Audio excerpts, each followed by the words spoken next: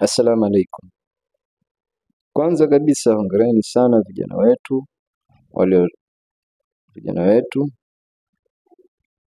mmetuonesha kwamba nguvu, nidhamu na umoja vinaweza kutupeleka mbali kama taifa.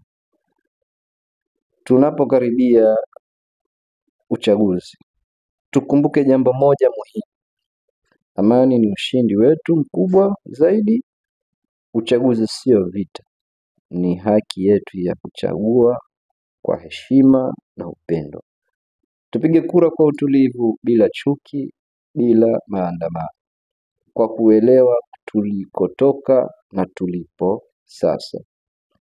Miaka 60 iliyopita Tanganyika haikuwa na viwanda vya pamba wala barabara za kisasa, lakini leo tuna shule, hospitali, viwanda na uchumi unaokua.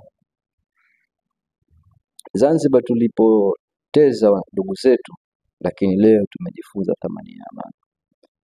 Tanzania yetu imepiga hatua na bado safari inaendelea. Tuwe wamoja, tuendelee kujenga taifa letu kupitia elimu, afya, barabara na uchumi. Tanzania ni moja, watu wake ni mmoja, na kesho yetu ni njema tukidumisha amani. Asanteni sana. Mungu ibariki Tanzania.